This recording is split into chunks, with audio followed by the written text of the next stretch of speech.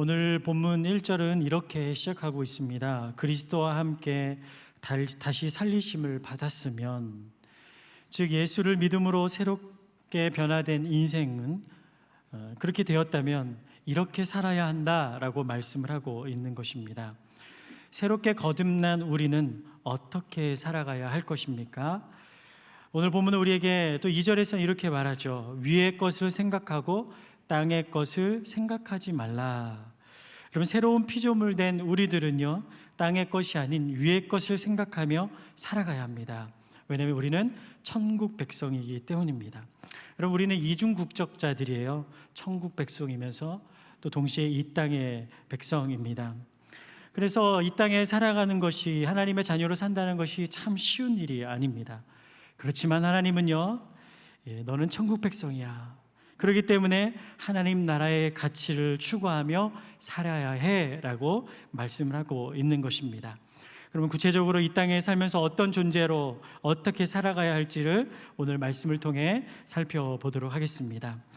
말씀 1절은 위의 것을 찾으라 라고 말하고 있어요. 위의 것을 찾으라.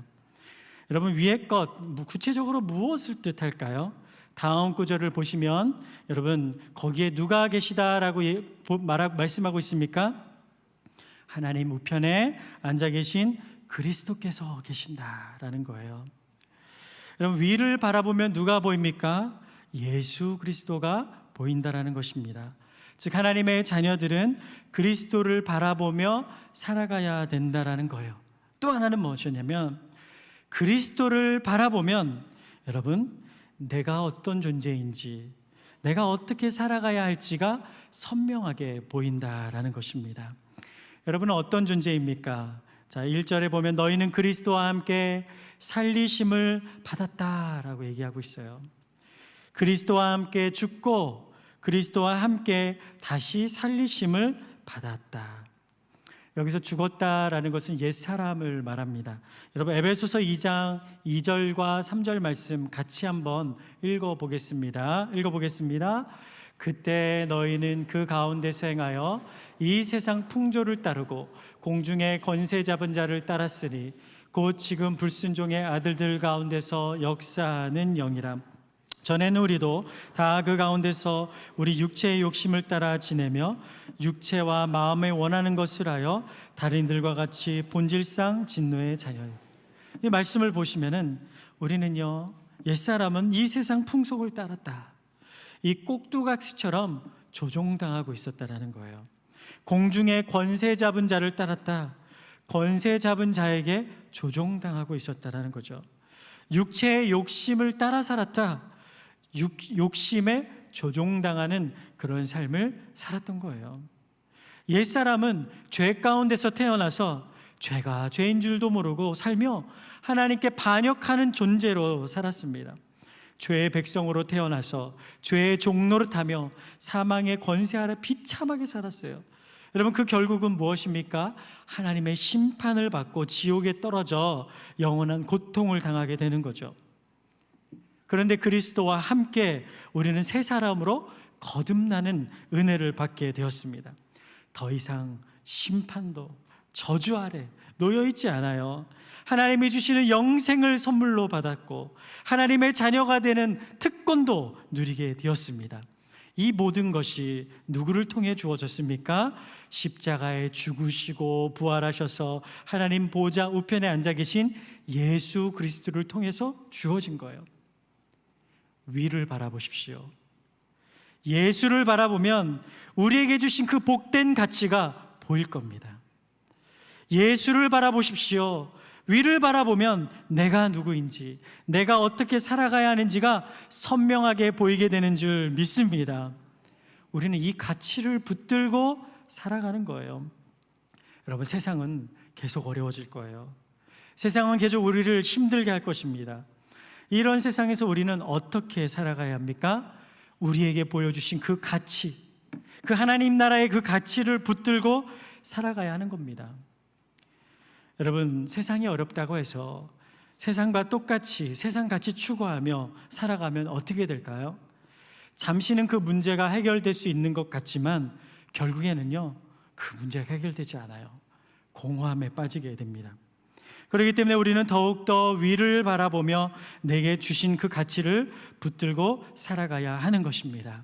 그럴 때 우리는 힘든 세상에서도 흔들리지 않을 수 있고 모든 상황에서도 넉넉히 이겨낼 수 있는 것입니다. 세상이 알지 못하는 그 평강과 기쁨 속에 살아갈 수 있는 것입니다. 요즘에 참 가슴 아프게도 장례가 참 많아요. 최근에 장례를 마치고 한 성도님과 대화를 나눴습니다. 이 장례 치르시느라 고생이 많으셨어요 라고 문자를 보냈는데 이렇게 답이 왔어요. 슬픔보다는 감사가 넘치는 장례였습니다. 주님의 인도하심과 은혜를 경험했습니다. 여러분, 세상 사람들이 보면 이 대화는 이해가 안 되는 대화예요. 죽음 앞에서 슬픔보다 감사한다? 주님의 인도를 경험했다? 세상 사람들은 이해를 못합니다. 그런데 하나님 나라의 가치를 가지고 사람들은요, 죽음 앞에서도 세상 사람들과 다른 태도로 반응한다라는 거예요. 왜? 추구하는 가치가 다르기 때문입니다. 여러분, 스데반도 보십시오. 우리 사도행전 7장 55절 56절 말씀 같이 한번 읽어보겠습니다. 스데반이 성령 충만하여 하늘을 우러러 주목하여 하나님의 영광과 및 예수께서 예수님 우편에 서신 것을 보고 말하되, 보라, 하늘이 열리고 인자가 하나님 우편에 서신 것을 보고. 평소 그가 바라봤던 예수 그리스도, 그가 추구하며 살았던 그 하나님 나라가 죽음의 순간에 더 선명하게 보이게 된 것입니다. 여러분, 하나님 나라를 추구하며 사는 우리들에게도 이러한 은혜가 있기를 축복하겠습니다. 세상 살기 힘들다고 하나님 나한테 왜 이러세요? 라고 질문하는 게 아니라 힘들 때일수록 더 위를 바라보십시오. 예수를 바라보십시오. 그럴 때 내가 소유한 가치, 내가 얼마나 복된 존재인지, 영생의 가치, 그 자녀됨의 가치가 더 선명하게 보이게 되는 줄 믿습니다. 그리고 우리는 이 땅에서 그 가치를 붙들고 살아가는 거예요. 옆에 분에게 얘기해 주시기 바랍니다. 예수님 바라보며 삽시다. 이렇게도 얘기해 주세요. 예수님을 바라봐야 삽니다. 여러분, 아멘이십니까? 아멘. 그렇다면 우리에게 주신 이 가치를 가지고 어떻게 살아가야 할 것인가? 삶 속에서 우리에게 주신 이 가치를요, 실현해내는 삶을 살아야 합니다. 여러분, 그러기 위해서 필요한 것이 무엇일까? 먼저는요, 이 생각하는 것이 중요해요. 생각하는 훈련을 잘 하셔야 됩니다. 여러분, 오늘 말씀 2절 한번 보도록 하겠습니다. 같이 한번 읽어볼까요? 위의 것을 생각하고 땅의 것을 생각하지 말라. 여러분, 생각이 중요하다라는 것은 누구나 잘 알고 있지 않습니까? 여러분, 우리가 생각하는 것이 삶의 기준이 되고 생각하는 것이 우리의 인생을 결정하게 됩니다.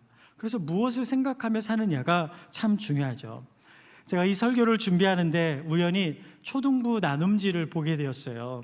그랬더니 본문도 똑같은 거예요. 예수를 바라보라. 그래서 제가 이 나온지를 보니까 거기에 그림이 있는데 뇌구조이에요. 뇌구조. 그 초등학생 아이들의 뇌구조. 여러분, 사진 한번 보실까요? 자, 뇌구조가 이렇게 있어요. 우리 초등학교 아이들. 그래서 우리 아이들은 뭘 생각할까? 가장 큰 생각이 뭘까 봤더니 뭐라고 돼 있어요? 난 왜 이렇게 예뻐? 이렇게 돼 있어요. 여러분, 여러분의 뇌구조 속에 어떤 생각들이 있습니까? 혹시 여러분도 나 왜 이렇게 예뻐? 이렇게 여러분 생각하고 계십니까? 다음 그림도 한번 보여주시겠습니까? 골로새서 3장 5절 말씀이에요. 이 3장 5절에는요, 이 세상의 생각들이 있습니다. 그게 뭐냐면, 그러므로 땅에 있는 지체를 죽이라. 곧 음란과 부정과 사욕과 악한 정욕과 탐심이니 탐심은 우상숭배니라. 여러분, 세상의 생각들은 음란과 부정과 사욕과 악한 정욕과 탐심이라는 거예요. 여러분, 우리도 세상을 살다 보면 이런 생각들의 영향을 받을 수밖에 없습니다. 그래서 우리가 이 생각의 훈련을 하지 않으면은 우리도 모르게 땅의 생각들로 가득 채워지게 돼요. 그리고 어느 순간부터는 이런 생각들이 삶의 중요한 가치로 자리 잡게 됩니다. 그리고 나도 모르게 그것을 추구하며 살아가게 되는 거예요. 예수를 믿는다고 하는데 생각하는 것, 추구하는 것이 세상적일 때가 있어요. 대화를 하다 보면 세상 사람들과 뭐가 다를까 생각할 때가 있습니다. 발견할 때가 있습니다. 여러분, 우리는 이거 경계해야 됩니다. 위의 것을 생각하는 훈련을 하지 않으면 나도 모르게 세상에 대한 욕심, 세상에 대한 그 갈망, 땅의 생각으로 가득하게 된다라는 거예요. 그래서 끊임없이 생각하는 훈련을 하셔야 됩니다. 구체적으로 어떻게 해야 될까요?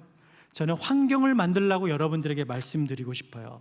여러분, 속담 중에 이런 속담 있죠. 소 읽고 약간 고친다. 이미 일이 다 잘못되었어요.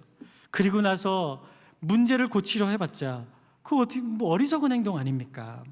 그런데 이렇게도 생각해 보세요. 이미 그 외양간은 소를 잃을 만한 환경이었던 거예요. 그렇죠? 즉 우리의 환경이 중요합니다. 여러분의 환경은 어떠세요? 매일같이 하나님과 관계하는 그 시간이 있으십니까? 하나님을 생각하는 그 시간이 있으십니까? 여러분, 그 시간이 없다면 우리는 이미 소를 잃을 만한 환경을 스스로 만들고 있는 거예요. 여러분, 위의 것을 생각하라. 이것은요, 관계를 말하는 거예요. 여러분, 사랑하는 사람은요, 계속 생각할 수밖에 없어요. 하나님과의 관계를 최우선 순위에 두라는 거예요. 여러분, 우리가 하나님 나라의 가치로 삶을 살아가기 위해서는요, 내 힘으로 살아갈 수 없어요. 하나님을 생각하는 하나님과의 그 관계 속에서 하나님이 주시는 힘을 공급받아야 우리는 하나님의 뜻대로 살아갈 수 있어요. 그러니 환경을 여러분 점검해 보시기를 바랍니다. 한 주간 우리에게 너무 좋은 환경들이 있어요. 여러분, 기도의 자리로 나오세요. 여러분, 말씀 묵상의 자리로 여러분 나가십시오. 교회 안에 훈련 사역들이 있고 찐큐티와 공적 예배와 기도회 적극적으로 여러분 참여하시기를 바랍니다. 아멘. 그러면 우리는요, 하나님이 주시는 힘으로 하나님 나라의 가치를 추구하는 삶을 살아갈 수 있는 거예요. 다음으로 하나님 나라의 가치를 실현해내는 그 삶은요, 구체적으로 무엇을 뜻할까요? 따라해 보겠습니다. 하나님 나라의 가치로 세상을 물들이는 사명자로 살아가는 것입니다. 그렇습니다. 자, 3절 말씀이에요. 같이 한번 읽어보겠습니다. 읽겠습니다. 이는 너희가 죽었고 너희 생명이 그리스도와 함께 하나님 안에 가면. 예수 그리스도를 바라보는데 주님이 주신 내게 주신 그 생명의 가치, 영생의 가치가 내 안에 있어요. 그걸 주님께서 주셨어요. 그런데 그 가치, 그 영생이요, 어떻게 돼 있어요? 감추어져 있다라는 거예요. 우리는 영생을 소유했는데 그게 감추어져 있어요. 이 감춰져 있다라는 것은요, 주님 오시는 날까지 안전하게 보호된다라는 뜻도 있지만 주님 오시는 날에 완전하게 그것이 드러나게 된다라는 거예요. 그래서 4절을 보면은 그리스도가 나타나실 때 함께 나타나게 된다라고 말씀하고 있죠. 그런데 이 생명은요, 여러분 나타날까요? 안 나타날까요? 사는 동안요. 어려운 질문을 했군요. 제한적으로나마 나타나게 되어 있어요. 여러분, 우리 안에 감추어진 이 생명은요, 사는 동안에 드러날 수밖에 없어요. 우리의 말로, 우리의 행동으로 하나님 드러날 수밖에 없다라는 거예요. 여러분, 그리스도인의 영향력은요, 우리가 가진 이 소유에서 드러나는 것이 아니라 우리가 가진 영생, 이 존재, 그 존재 자체에서 나올 수밖에 없다라는 거예요. 그래서 우리는 하나님 나라의 가치로 세상을 물들이는 삶을 살아갈 수밖에 없는 것입니다. 그렇다면 주님 오시는 날까지 우리에게 주어진 사명은 명확해요. 이 땅에서 혼자 고립되어서 영생을 소유한 채 살아가는 것이 아니라 내가 살아가는 그 삶의 자리를 하나님 나라의 가치로 물들여가는 거예요. 내게 주신 그 영생을 세상 가운데 보여주고 그 가치로 그들을 물들여가는 그런 삶을 살아가는 것입니다. 여러분, 예수님도 이 땅에 오셔서요, 병자들을 막 고쳐주셨어요. 네, 그 당시에 병자들은 부정한 자들 아니었습니까? 그래서 만지면 안 돼요. 그래서 그 당시에 사람들에게 거룩이라는 것은요, 피해 다니는 거예요. 도망치는 거예요. 그런데 우리 주님은요, 어떻게 하셨냐면 피하지 않고 도망가지 않고 어떻게 하셨어요? 만져주셨어요. 그랬더니 어떻게 되냐면 그 부정이 예수님께 옮아오는 것이 아니라 오히려 예수님의 그 거룩이 그들을요 물들여 버리는 거예요. 여러분, 우리는 음란과 부정과 사욕과 악한 종역, 그 탐심으로 가득한 이 세속적인 세상 속에서, 이 영역에서 피해야 되고 도망가야 되는 것이 아닙니다. 내 안에 주신 그 영생, 내 안에 주신 그 가치로 세상을 하나님의 영역으로 우리는요 바꿔가고 물들어 가야 되는 그 사명이 우리 안에 있다라는 것입니다. 여러분, 그 사명이 우리 안에 있다는 것을 기억하시기를 바랍니다. 만약 우리가 세상을 변화시키지 못하면 어떻게 될까요? 오히려 세상이 우리를 뭐 할까요? 변질시켜 버려요. 여러분, 우리가 변화시키는 삶을 살지 못하면, 하나님 나라의 가치로 세상을 물들여가지 않으면 세상이 우리를 변질시켜요. 성도가 변질돼요. 교회가 변질돼요. 편의주의에 빠지고 변질된다라는 거예요. 그러니 우리는요 이 본질을 붙들고 살아가야 될 줄 믿습니다. 이제 말씀을 정리합니다. 사랑하는 성도님들, 한 주간도 매일 주님 바라보며 살아가시길 바랍니다. 무언가 선명하지 않아요? 예수 바라보면 선명하게 될 줄 믿습니다. 그리고 하나님 나라의 가치를 가지고 여러분에게 주어진 그 삶의 현장을 여러분 변화시켜 가시길 바랍니다. 부정을 거룩으로 물들여가는 사명자로 살아가시는 귀한 성도님들 되시기를 축복하겠습니다. 여러분, 헬렌 렛멜이라는 시인이 이렇게 시를 썼습니다. 예수를 보아라.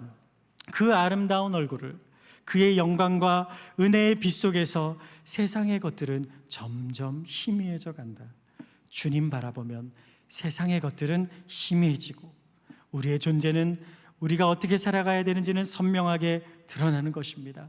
오늘 이 은혜로 한 주간도 승리하며 살아가시는 귀한 성도님들 되시기를 축복하겠습니다.